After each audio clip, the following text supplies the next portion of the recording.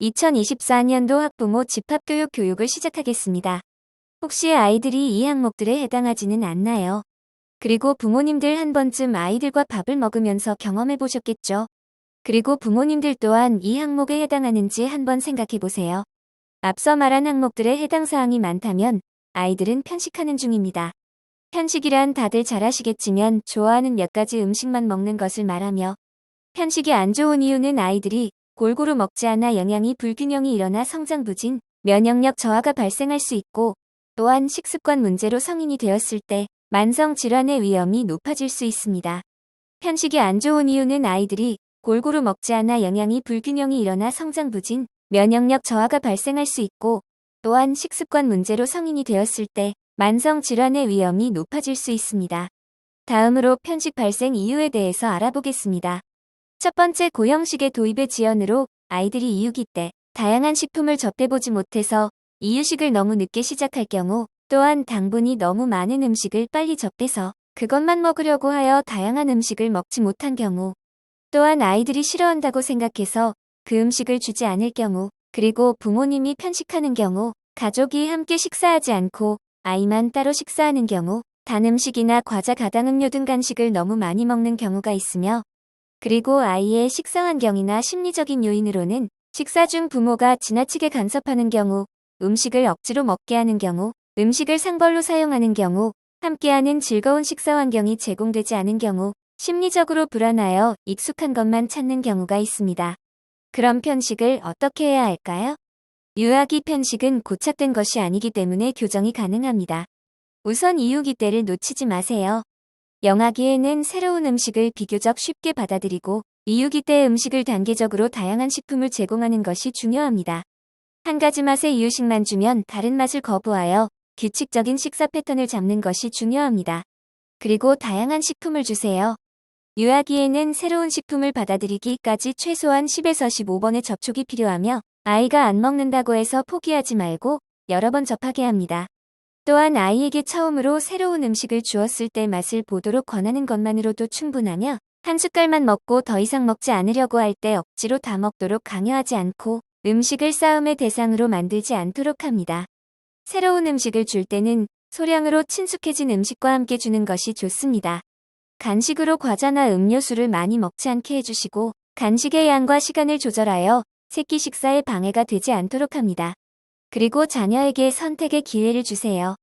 예를 들면, 오늘 저녁에 콩나물을 먹고 싶니, 아니면 시금치를 먹고 싶니? 오늘 점심 반찬으로 달걀 후라이를 먹을까? 생선 구이를 먹을까?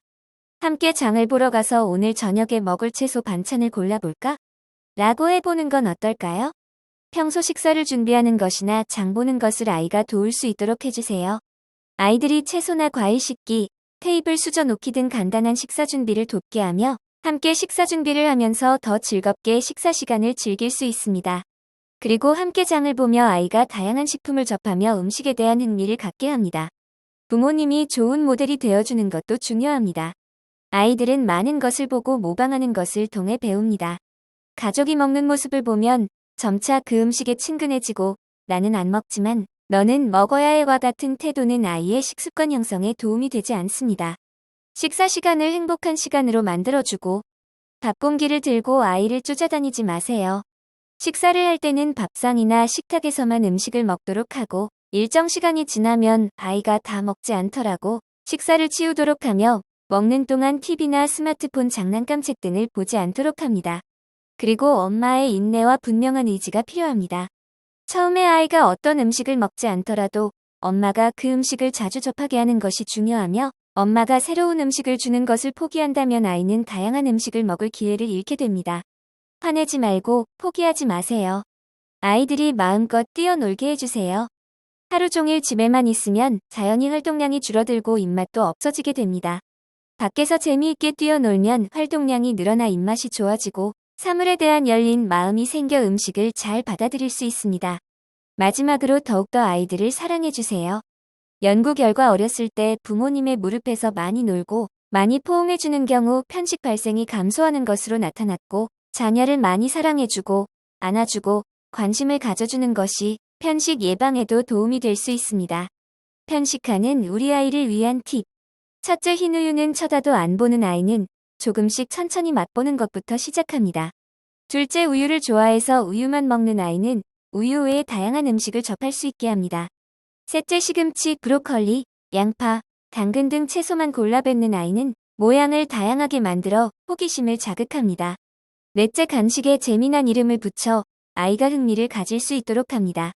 다섯째, 식품 구성 자전거를 이용해 균형 잡힌 식사를 하고 같은 군 안에서도 골고루 먹을 수 있도록 합니다.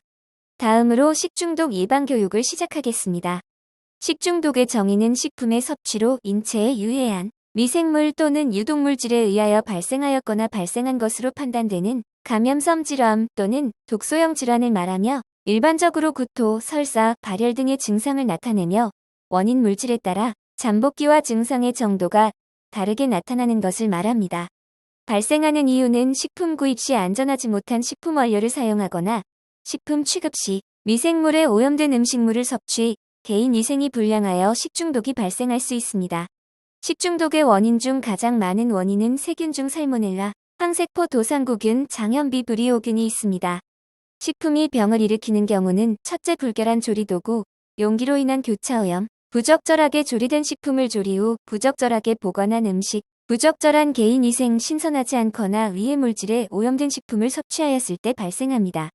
그럼 집에서 만든 음식은 안전할까요?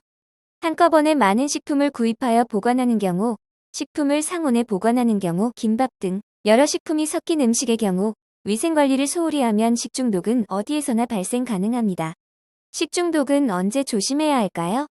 여름철 덥고 습해서 식중독을 일으키는 세균과 미생물들의 활동이 왕성해지는 반면 우리 몸은 더위에 지쳐 병균에 대항하는 힘이 약해져 식중독에 걸릴 위험이 높아집니다. 요즘은 날씨 상관없이 식중독이 발생하여 항상 식품을 위생적으로 관리해야 합니다. 음식을 안전하게 먹기 위해 지켜야 할 3대 요령: 손 씻기, 익혀 먹기, 끓여 먹기를 실천하여 식중독을 예방합니다. 다들 올바른 손 씻기 방법을 아시나요? 손 씻기는 총 6단계로 손바닥, 손등, 손가락 사이, 두 손 모아, 엄지손가락, 손톱 밑까지 비누로 30초 이상 꼼꼼히 씻어야 합니다. 또한 조리도구를 항상 청결하고 잘 건조시켜줍니다. 싱크대, 배수구, 음식물 쓰레기는 빨리 처리하고 냉장고에는 대장균이 다량 검출되니 주기적으로 청소해줍니다. 그리고 조리 시 식품을 맨손으로 취급하지 않고 손에 상처가 있거나 염증이 있는 경우 상처 부위가 식품에 닿지 않게 합니다. 비닐장갑을 착용하거나 맨손으로 요리를 해야 할 경우 손을 비누로 30초 이상 씻습니다. 또한 칼, 도마 등은 식품 종류에 따라 구분 사용하거나 종류가 바뀔 때마다 깨끗이 씻어서 사용해줍니다. 식품을 냉장고에 보관 시에도 과일, 채소와 고기, 해산물은 분리하여 보관하고 쇼핑카트에서도 육즙이 채소에 닿지 않도록 유의합니다. 그리고 세제와 식재료들은 분리하여 보관해줍니다. 식품을 익힐 때에도 육류는 75도 이상, 어패류는 85도 이상에서 1분 이상 가열하고 전자레인지로 데울 때는 차가운 부분이 남지 않도록 주의합니다. 조리한 식품을 실온에서 2시간 이상 방치하지 않고 남은 음식이나 상하기 쉬운 음식은 즉시 냉장 보관하며 냉장고에 식품을 오래 보관하지 않고 가능한 3일 이내 먹고 냉동식품은 실온 해동하지 않고 해동한 식품은 재해동하지 않습니다. 해동하는 방법으로는 냉장해동, 흐르는 물에서 해동, 전자레인지를 이용해 해동하며 해동도 조리의 일부분입니다. 식품을 구입 시에도 의심되는 식품은 사용하지 않고 계절별로 우려되는 식품은 자제하여 사용하시길 바랍니다. 계절별 주요 식중독 원인균으로는 봄, 가을의 클로스트리디움 퍼프린젠스는 제대로 익히지 않았거나 상온에 방치하면 포자가 균으로 자라며 여름철 병원성 대장균은 고온 가습으로 생채소, 육류에 있던 생균이 급격히 증식하고 캠필로박터 제주니도 여름철 생닭 손질 시 생닭에 묻어있던 균이 식재료 및 조리도구로 옮겨져 발생할 수 있습니다. 살모넬라는 계란, 육류, 가금류 등 제대로 익히지 않았거나 세척 손질 시 물이 튀어 식재료 조리기구로 세균이 옮겨가 증식하고 노로바이러스는 겨울철 발생하는 식중독균으로 오염된 손으로 만진 문고리에서도 감염 가능합니다. 분유 먹는 아이들 중 유의해야 하는 식중독균은 엔터로박터 사키자키균으로 분유나 이유식을 물에 탈 때는 반드시 85도 이상의 물로 조제하고 분유를 탄 후 오랫동안 방치하지 않고 젖병과 젖꼭지는 깨끗이 씻어 살균하고 손과 스푼 등을 청결히 한 후 조제합니다. 식중독 발생 사례는 오염된 배관으로 인해 61명이 노로바이러스에 걸리는 사건이 있었는데 노로바이러스 예방법으로는 음수되는 청결이 관리하고 노후된 상수도관을 교체합니다. 두 번째 사례로는 388명이 병원성 대장균 식중독에 감염되었는데 배추 겉절이의 제조 과정 중 채소류 세척 소독이 미흡하여 발생하였습니다. 예방법으로는 날 것을 섭취하는 식재료는 반드시 세척 소독하여 조리를 실시합니다. 세 번째 사례는 835명이 달걀 A의 살모넬라균에 감염되었는데 예방법으로는 75도 이상에서 1분 이상 가열하여 조리합니다. 네 번째 사례는 152명이 닭에 의해 캠필로박터 제중이식 중독에 감염되었고 생닭 처리 시 교차오염이 발생하였으며 예방법으로는 식재료가 바뀔 때마다 주방용구를 세척 소독하고 조리도구는 구분하여 사용합니다. 식중독 발생 시 대처 방법으로는 구토나 설사로 수분이 심하게 빠질 수 있으니 충분한 수분을 공급해주고 설사를 빨리 멈추게 하기 위해 자사제의 사용은 금지하고 무조건 굶으면 장세포가 재생되지 않아 설사 증사에 도움이 되지 않으니 장에 부담을 주지 않을 정도로 적절한 영양을 공급해줍니다. 감사합니다. 이상 교육 마치겠습니다.